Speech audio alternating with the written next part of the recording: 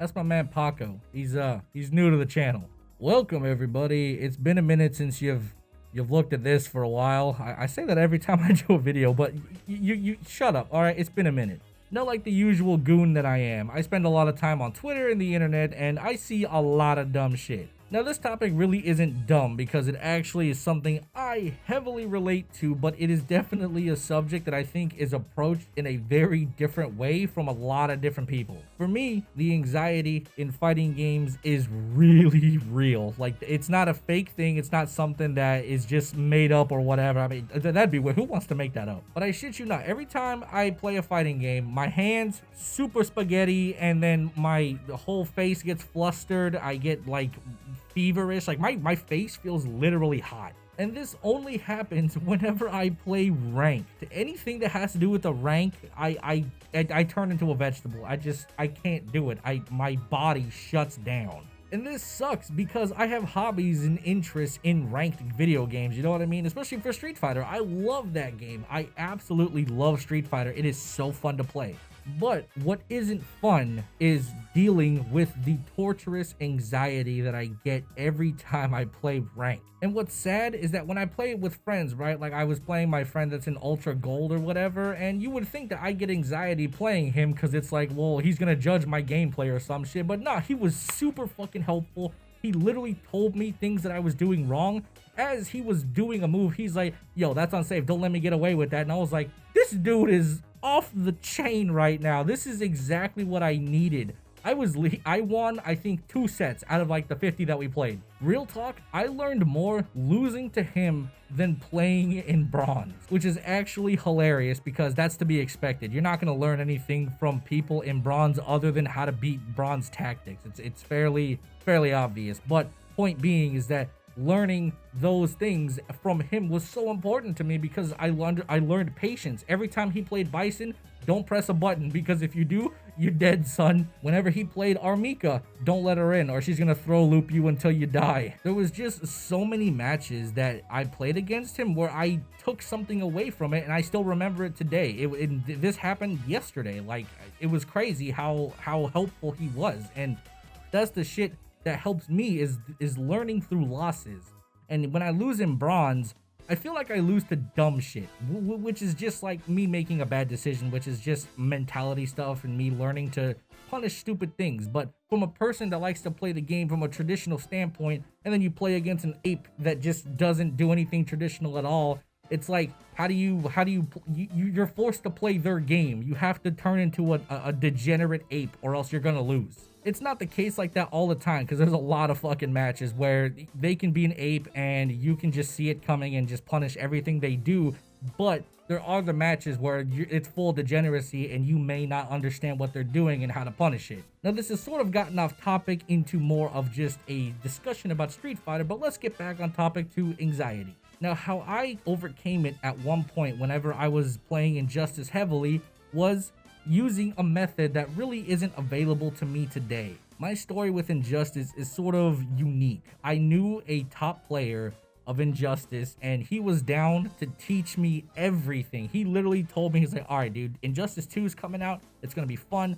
I want you to play with me. I'm going to teach you everything that you need to know on how to dominate in Injustice 2. And I was like, okay. So I sat there in this very chair,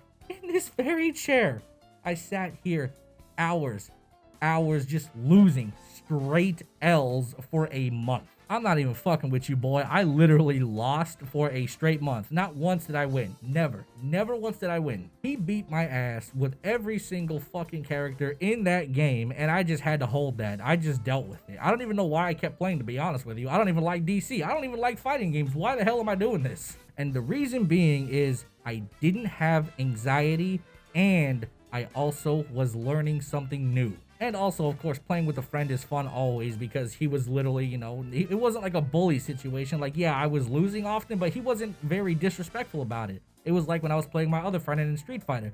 He was helpful, told me when things were bad and what I was doing was wrong, and whether or not I took that information and applied it, that is up to me. That is where we differ in fighting games, where he learns just by, you know, playing matches online and just experiencing things. Me, I learned from fucking getting my ass beat and then being basically spoon-fed information and telling me, hey, if you do that, that's unsafe. Hey, if you do this against this, I'm gonna win every single time. Stop doing that. Like, I have to be spoon-fed. They're not even spoon-fed. I'm literally getting IV-fed information so I can win. And eventually, it got to the point where one day, I won. Real talk. I won, boys. Then, another couple days pass. I win again. I'm going somewhere now. I'm making moves, boys. The very next day, now we're trading wins. I win. He wins. He wins a couple. I win a couple. He goes on a 4-win streak. I go on a 3-win streak. It's back and forth, and at this point, I'm like, bro, what is happening? I will forever remember this moment because it was the moment I went from ape to fighting game player. He was playing his usual Harley Quinn. I was playing Darkseid, and he likes to do a lot of spacing with Harley Quinn. You know, poke with the guns a little bit, and then he'll go in once he sees an opportunity. And I'm sitting there. He's gonna use guns. I teleport in.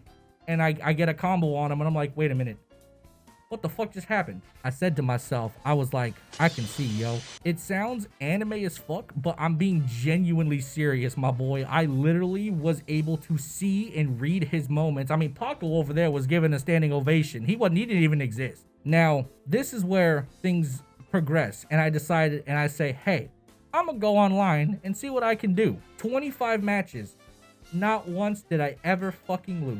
And the anxiety never showed up. I was never afraid of my opponent. And I think that was because I had been fighting a top 100 player for a straight month and a half. So it's like, why am I going to be afraid of some guy that's in the same league as me at the bottom barrel tier in the top 1 million? You know what I'm saying? Like, how would I? He's not going to beat me. And then eventually I got into, top 100,000, top 50,000, top 10,000. And, it was kind of crazy. These, of course, were player matches. I didn't play a whole lot of ranked with Injustice because I think I found more enjoyment playing King of the Hill matches. But believe it or not, that's where it's at. King of the Hill on Injustice, everybody that was a top player played in King of the Hill, and I was always in there all the time. I specifically remember being in a top lobby of King of the Hill, and the #1 ranked Xbox player for Injustice rolled up, and me, my buddy Steve, and him, we were just fighting. We were just fighting over and over who can control the lobby, and we were rotating. I don't think I ever won against the rank 1 player, but I came pretty damn close and I felt accomplished. It was fun. Now with Street Fighter V, it's a bit different because I don't have that training partner to teach me everything. I kind of have to learn everything on my own, and how I've been doing that is sort of transferring the fundamentals between fighting games while learning execution and inputs with the main game, of course. I think what helps with fighting games is understanding execution and being able to do your buttons with the appropriate confidence that you need to actually make a decision. When I play Sagat, that's my main character. I know his buttons in and out. I know I can do a 3-frame buffer with light kick into Tiger Knee, EX that shit, push you to the corner, and now you're stuck there while I throw fireballs and keep you there. I play Armika, and I'm sitting there fumbling over which throw to use. I'm trying to figure out, how do I get in? How do I utilize this? What can I do I'm just fumbling over the options. But when I play Sagat, it's literally just, he's jumping, anti-air. Heavy kick or DP, doesn't matter.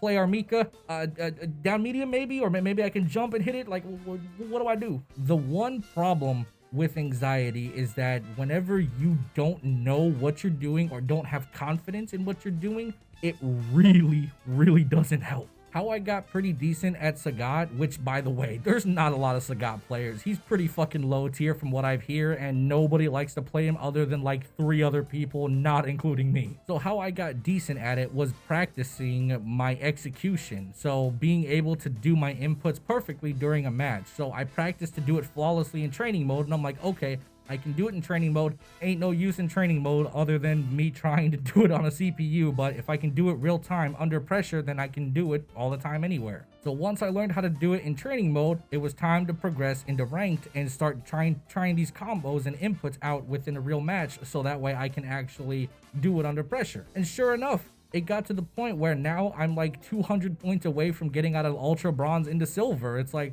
I've somewhat overcame it to a degree, but I still get the hands, the fluster phase. It still happens here and there. The thing about playing one fighting game and then transferring to another when you learned one way and that way is no longer available is you cannot transfer the time that you put in. I had put so much effort into Injustice 2 that transferring to Street Fighter 5 was incredibly hard. And since I don't have a friend to rely on this time around, I have to learn everything by hand and do my own research, do my own practice, and figure it out on my own. And it was eye-opening and it was helpful. The biggest piece of advice I have for you is don't worry about your rank or anybody judging you. Like, you can mute your opponent and not give a shit, right? If you care enough to win and learn, you can come back and whoop his ass. Like, you can do that. That's a thing that you can do. I'm gonna put this match on the screen really quick. There's a difference between me and this Blanca. The difference with him is he doesn't give a shit. He doesn't fucking care about this game. He is doing dumb shit and just teabagging. He's having his own fun. That's him.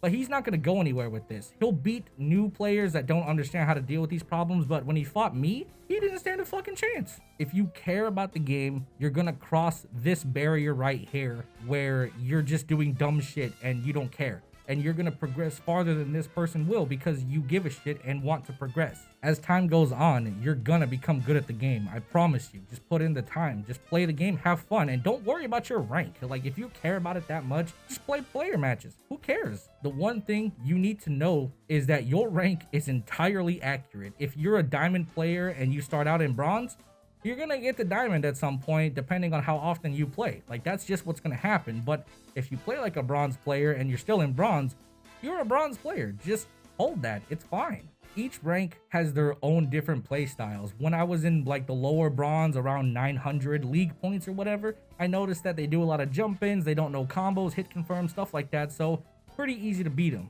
But once you start getting into super bronze and ultra bronze, you get the people that can hit confirm. They don't jump as often. They tend to sort of rely a lot on spacing, more or less, and they tend to either rush you down or they're gonna throw fireballs like I do. Either which way, there's like a tier bracket, right? So if you learn how to beat a regular bronze player, you're gonna progress. That's just what it is. So my best advice, if you care about your rank, don't play rank. Just play player matches and learn. Time and effort will progress you farther than any kind of training mode. Don't sit in training mode all day. Play matches. The more you play, the more comfortable you get. Compared to when I first played Street Fighter, my anxiety has gone way down. I think this video has gone on long enough. I've kind of went on so many tangents, but it was just kind of a story type thing. But hopefully, maybe I helped you a little bit. If you have any questions or experiences, share them down below. I love reading this shit. It's super entertaining to me, and maybe I can relate and take something from it myself. So that is going to be it. I will talk to you guys in the next video. Bye-bye.